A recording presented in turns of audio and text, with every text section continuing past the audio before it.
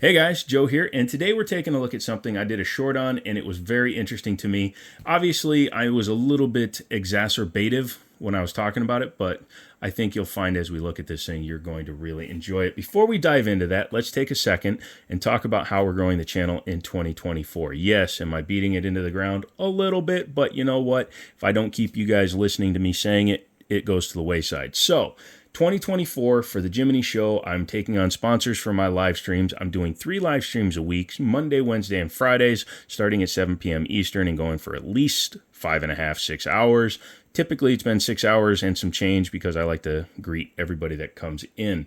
If you become a member of the channel at the $2 or higher level, just go $2, by the way. There's no extra benefits for going over that. But at the $2 level, you get to get all my videos early. If you're seeing this because you're a member, you'll know why. If you just saw this because it finally went live 3 weeks after I filmed it, you'll know why.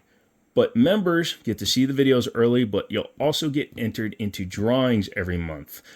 Starting out small because there's not a lot of members, but I will use the money that we get from member signups in order to buy gift cards and hopefully down the road like lights, accessories, good accessories, guns, all that fun stuff. But that means you guys have to help me grow the channel to do that. If you do that, everybody's going to win. I'd love to give away 3 guns a month like TFB TV does, or I think they give away 6 actually. But I would love to give away 3 guns a month to one of you guys, or to 3 of you guys. You know what I mean? I want to have 3 guns given away every month. Sorry, I don't know why I'm making that difficult. But if you don't want to sign up as a member, that's fine. Just become subscribed, like, comment, all that good stuff, because once a month I'll do a giveaway for a non-member. It won't be as big, but it will be a generous thank you to you guys. So keep that in mind moving forward. This gun was provided by Liberty Arms down in Harrisonburg, Virginia. He told me they just got this in. It's the 2024 release of the gun, and I wanted to check it out. And when I got my hands on it, I was actually very pleasantly surprised. Tisas is based out of Turkey for manufacturing, but they do have U.S. offices. And I believe Tisas and SDS, which are the same company, they have started a SDS USA, actual U.S.-based place for doing things, kind of like how Canik now has a factory in the United States, or they're building a factory down in Florida. So this will be nice to see, especially if they start manufacturing in the United States, because that means more jobs for U.S. citizens as well as locally sourced firearms. But this is awesome because they give you incredible value. They're like Canik is a reasonably priced firearm, right? Well, these guys go even a little bit beyond what they do. But as you can see, this is a typical Tisas case. You have the firearm. This is the PX9 Carry for 2024. It comes with these minimalist holsters. We'll talk about that in a second. Let's go ahead and clear the firearm. She's clear. And let's look at the box before we dive back in. So this guy has kind of like the Sarshamal's SAR 9 did, and an HK has. It has side panels and back straps that can be changed out, so you can change the way that the grip feels to suit you. Has a spare mag with an extended base plate and a speed loader. Get it up, Lula. Don't, speed loaders are a joke from the factory. And then, of course, you get your firearm. As I alluded to, this is called the PX9 Carry, and it's their newer version for 2024. Handsome looking fella. Although one thing that my buddy pointed out, and once I saw it, I couldn't unsee it. This is the Taurus TX22 Compact. And look at these grips, man. Tell me those are not familiar. They appear to be very similar. Even the placement of the safeties on both of these guns, exactly the same. And the fact that there's only on one side. Obviously, there are some differences, but man, overall, talk about cousins. Yeah, pretty interesting. This one's obviously chambered in 9mm. Takedown is different as well because it is a 9mm handgun.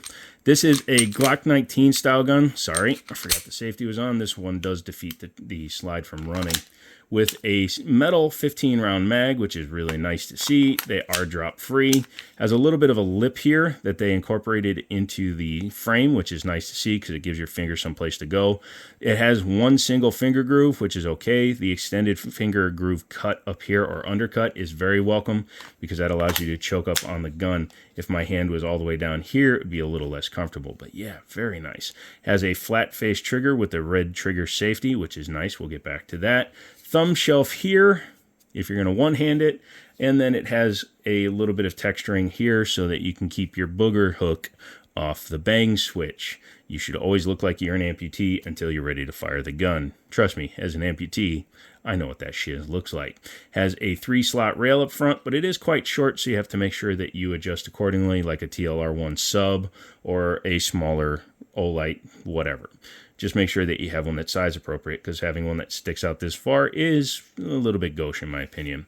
Has a single-sided slide lock slide release, but it does have ambidextrous safeties. External extractor, and then one of the big party pieces here is that it's cut for an RMR right out of the factory, so you can direct mount it. You can see how wide the mounting holes are. That's because it's designed to actually just take an RMR right onto the gun, so it gets it down lower onto the slide. Has a fiber optic front with a blacked out rear, which is actually my preferred style. I need to make a video on the different types of sights and which ones are better for you.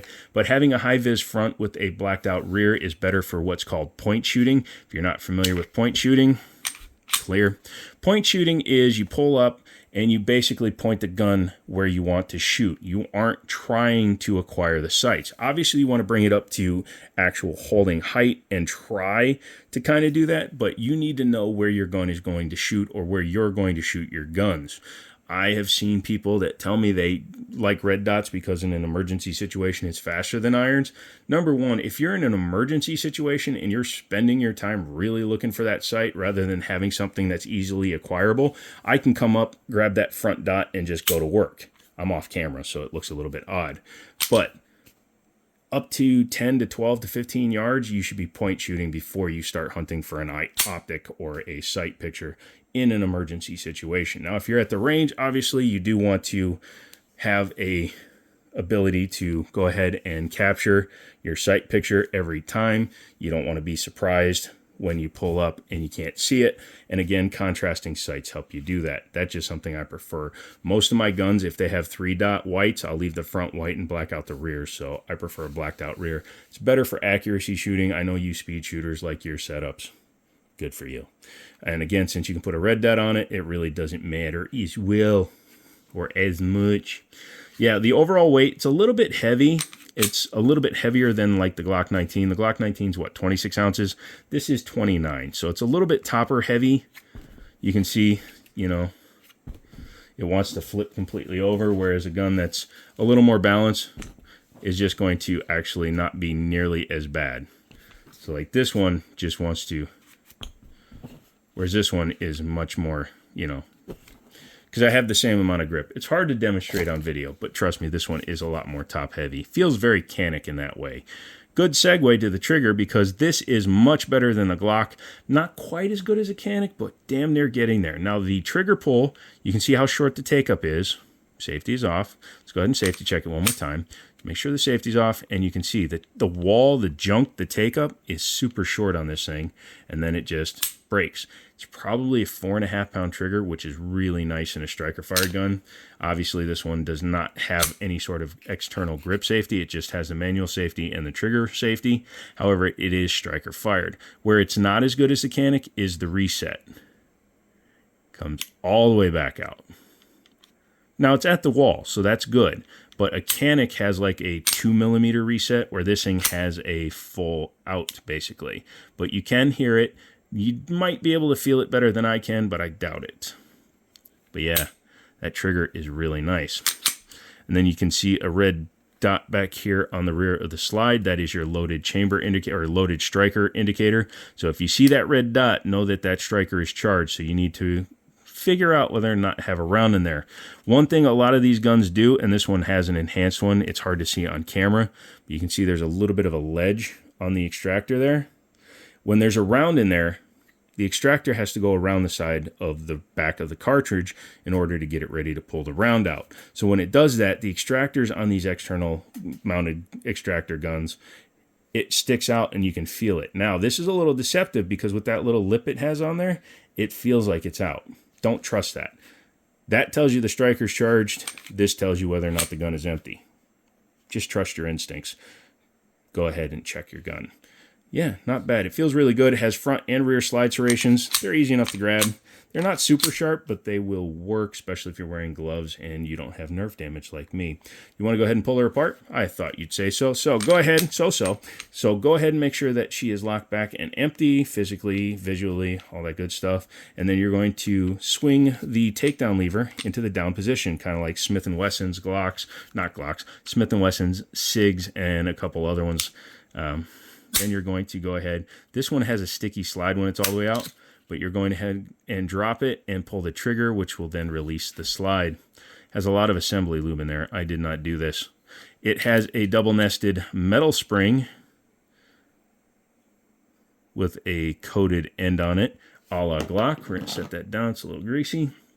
Then you have your Browning style short action tilting recoil system. So it's a breech lock, so it locks up here on the front of the chamber hood. Inside here, you can see that it's got your striker tube, a little bit of weight savings on the one side, and then the firing pin block on that side. Very nice. Go ahead and reassemble that so that we can take a look at the frame.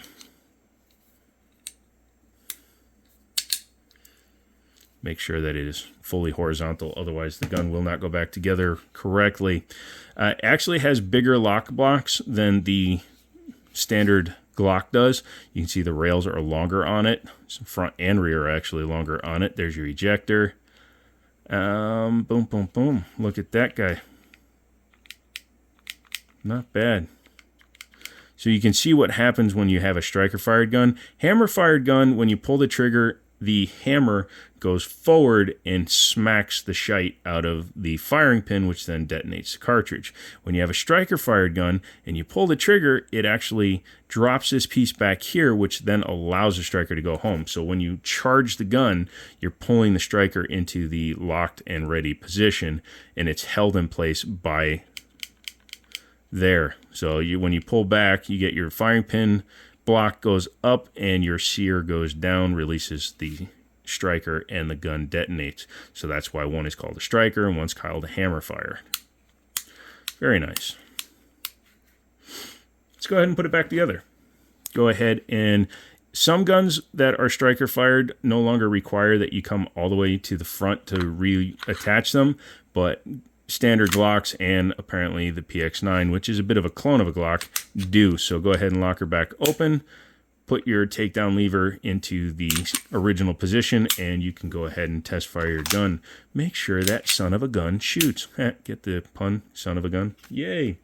So that is the Tisas PX9 Carry for $330. It is an amazing bargain and well worth it, if you ask me, and you obviously did because you stuck around for the entirety of the video. If you want to get one for yourself, contact Liberty Arms. They're always getting them in stock. It's a great purchase. If you get a Glock 19 MOS, you're talking $630, so save yourself nearly $300 and have some fun.